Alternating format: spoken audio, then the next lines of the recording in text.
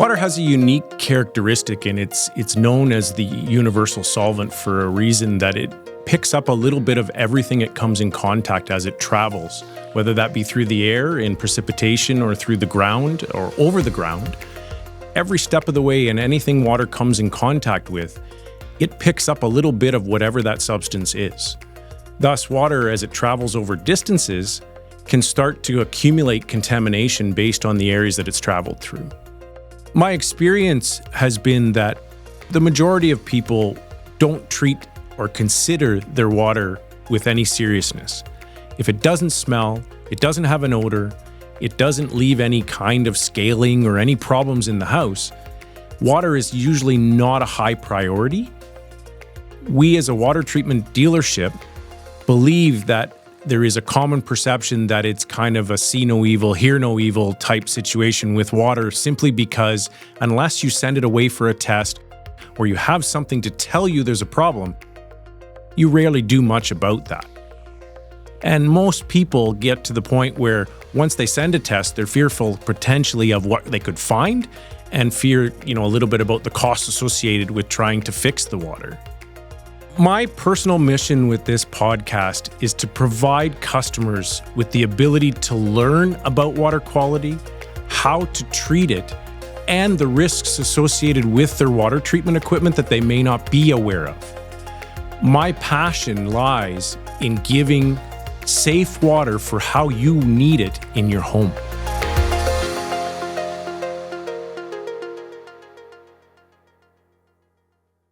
Welcome to Wall Water Watch. I'm Jeff Wall from Wall Water.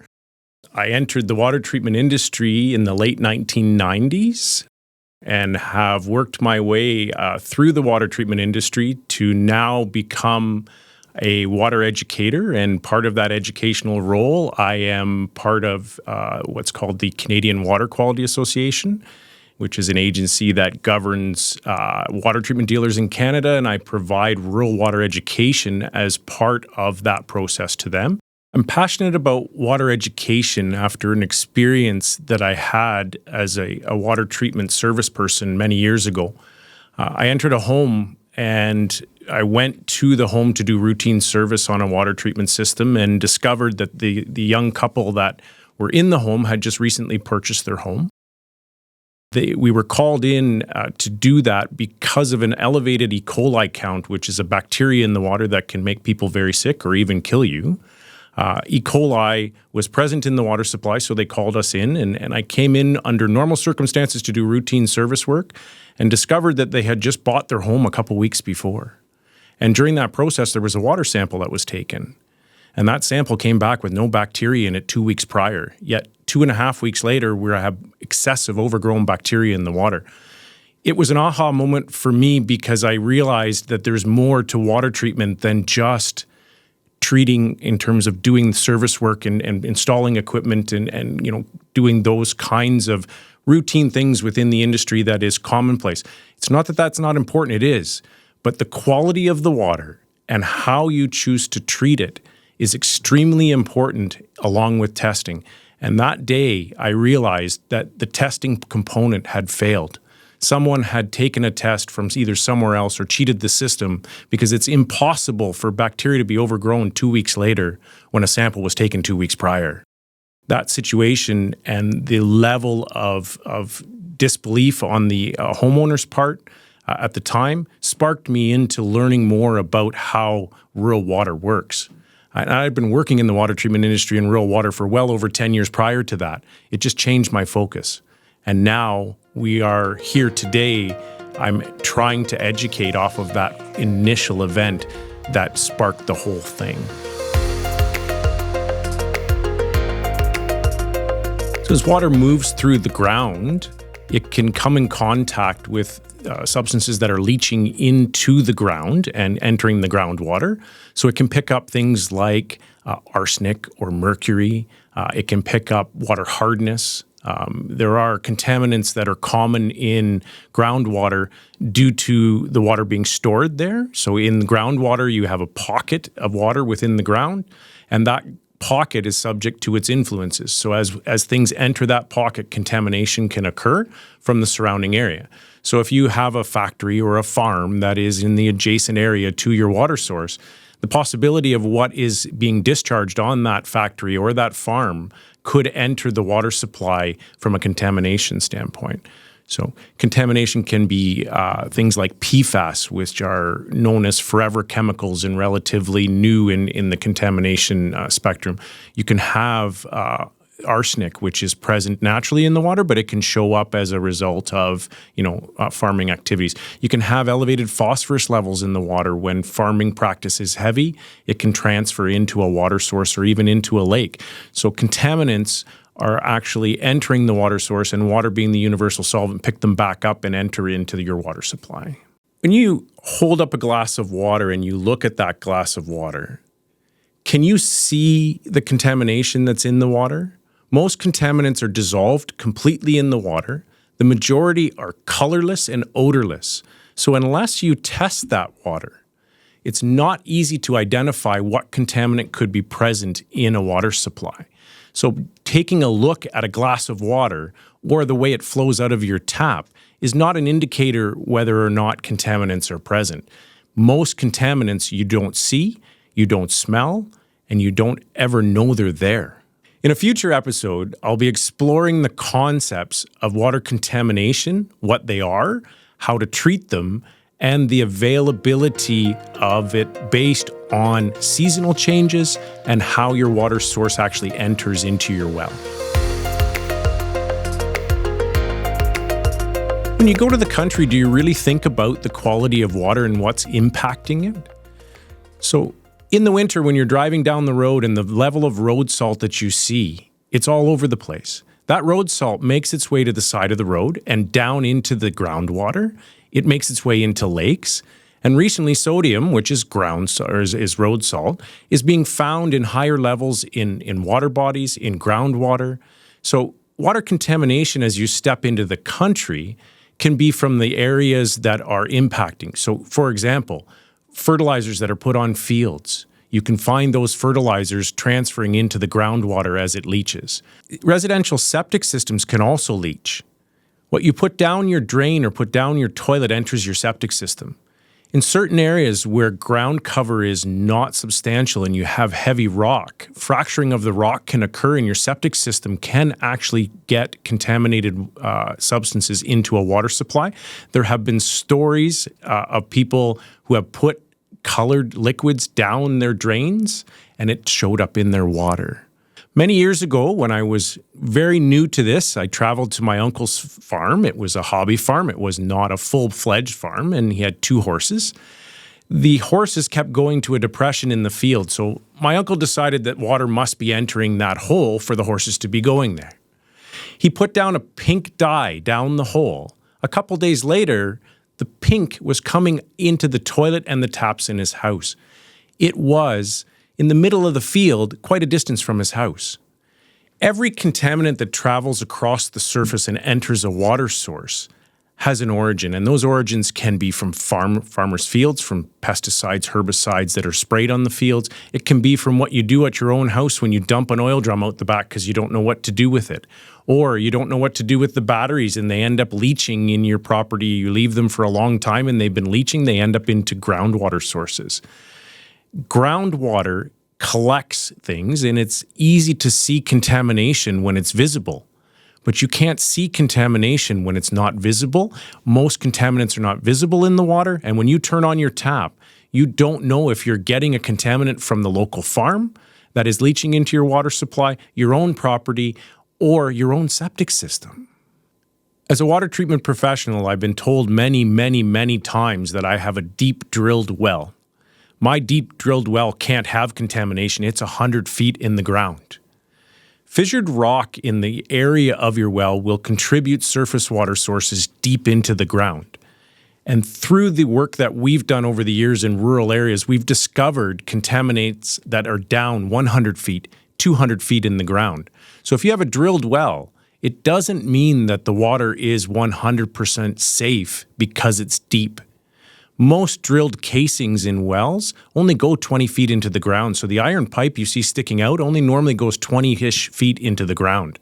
Below that, it's a borehole, and those boreholes have fissures. If the rock is fissured, those fissures will actually contribute water into your well. It's part of the way that the water gets into your well.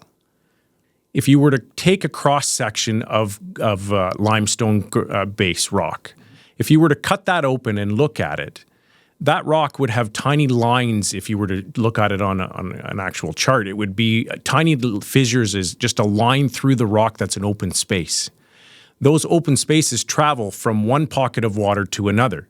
So you can have an aquifer in the ground and a fissure that connects another aquifer through natural gravity.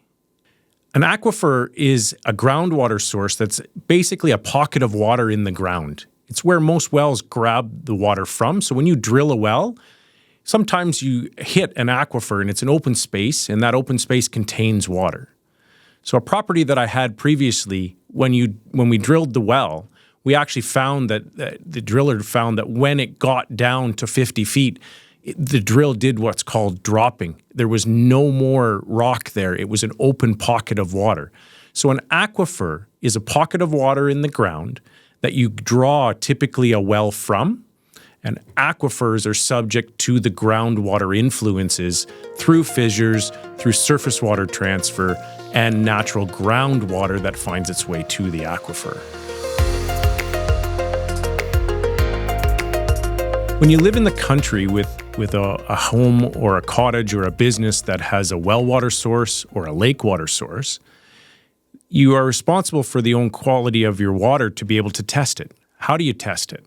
And testing can be done through local labs if they're in your area, but there's a cost associated with that. And public testing is done through what is called the public health unit. And public health units allow you to bring a water sample to be tested free of charge. So most people take a water sample to the local public health unit when they want to know about their water quality in rural areas. That public health unit tests for only 2 parameters out of the 97 parameters currently in the Canadian Drinking Water Guidelines. Those 2 parameters are E. coli and coliform bacteria. That test provides you a bacteriological analysis for the quality of the water. It is not a comprehensive test for all the known contaminants in the water, but it's often perceived, the public health unit test, as being a picture of drinking water quality. So when you take a sample to the local public health unit and have it tested, you get a report back on that testing, and that report includes 2 parameters that the health unit tests for, and that's E. coli and coliform. So it's possible to have no E. coli or coliform in your water source, and when you get that test back, your perception of the drinking water quality is good because the public health unit has tested the water, and you have gotten a report back that shows zeros. There are 97 contaminants in the Canadian Drinking Water Quality Guidelines. The public health unit test is for 2 of the 97 known and tested for within the Canadian Drinking Water Guidelines. So a public health unit water sample is a bacteriological analysis, not a picture of the drinking water quality comprehensive. Within the Canadian Drinking Water Guidelines, contaminants such as PFAS, lead, arsenic, and mercury are included within those parameters to be within guidelines. None of those items are tested for in a public health unit test. So when you submit a water sample to a local public health unit and you get your results back and it's 0-0, often you believe or perceive that you have safe water and you go about and not test again generally because you have the perception that your water's safe. Not included in that test are contaminants such as PFAS, lead, arsenic, mercury, copper, nitrates, nitrites. There are 95 other contaminants that are present in the drinking water guidelines that are not included in a standard public health unit test. Most people are completely unaware when they send a water sample to the local health unit that it's only being tested for 2 contaminants. They perceive it to be comprehensive or a good picture of my drinking water quality. The public health unit documents do not say that it tests for all of the contaminants, but the perception is generally that it's safe drinking water when you get a good reading back. If you look at this glass of water and you see through the glass, it's clear, it doesn't appear to have any contamination. This glass is capable of having dissolved contaminants, bacterial contaminants that you won't see. The way your water looks is not an indicator of the quality. When you send it to the health unit, you're expecting to have the quality of the water tested. But at the health unit, they only test for 2 contaminants, and other things can be in the water that's not tested for, not visible, and you won't know. Let me go back to a customer example that we just recently had. When I was asked to come and take a bacterial sample for them in the recent purchase of their new home, they wanted to make sure that the water quality was safe, and the realtor suggested that they should have a bacterial sample done in order to facilitate that, and we were asked as a company to come and do that. I did take the water sample and asked a very simple question when I was there. I said, are you aware that this is a bacterial test for 2 components, E. coli and coliform only, of the 97 total components in the drinking water guidelines? And the response I got was, what are the drinking water guidelines? Most people are completely unaware that the Canadian drinking water guidelines exist, and they govern the quality of drinking water in Canada. A health unit test is not part of a comprehensive drinking water guideline test. My experience has been that most customers are surprised when I tell them that there's a health unit test only includes bacterial testing and not a picture of the overall drinking water quality. But it always leads to a question of, well, how can I treat my water?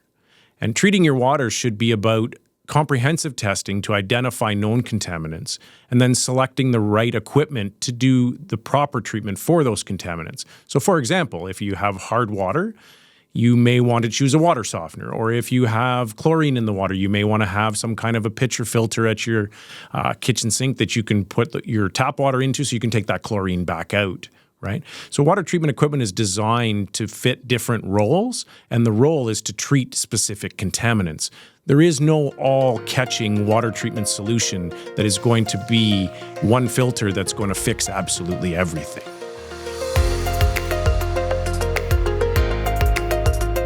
As a water educator, did you know that when you live in the country and don't have a municipal water source, that you are solely responsible 100% for the quality of that water, the testing of that water, any regulations regarding the water? There are no regulations for rural water. You as the private owner of your property are 100% responsible for everything associated with the water. Legally, you also have a responsibility to that water as the property owner. If you want to properly treat your water, the only way to do that is to test the water for contaminants that are known in your area. So areas that are subject to specific contamination, it's a good practice to actually test for those contaminants if they're known in the area, as well as standard parameters that are characteristics in well water. So to start, in order to treat your water, you can't treat the water unless you know what is in the water in order to decide what level of treatment you want and the type of treatment that you want for your specific home. So when you're deciding to treat your water and you want testing done, who do you call? Well, you can call a water treatment company who specializes in well water treatment, for example, if you have a well source, or lake water, who generally has the capacity to do some in-house testing for common parameters and is accredited with a lab, or facilitated with a lab, that has the ability to do a comprehensive test and provide a report to that treatment dealership in order to help you treat your water properly. You have the option at any point of bypassing the water treatment professional and sending your own water sample into a lab for the test. Once you have those test results, then you could go to a water treatment company to present those test results and ask for recommendations. Plumbing companies can sometimes provide this, but most plumbing companies are not set up to have comprehensive water testing done unless they specifically indicate so. Thank you for tuning in to Wall Water Watch. In the next episode, we're going to explore rural water education and testing, look at how water is the universal solvent, how contaminants can leach and move over great distances, and look in depth on how you as a rural water owner are responsible for your water in your area.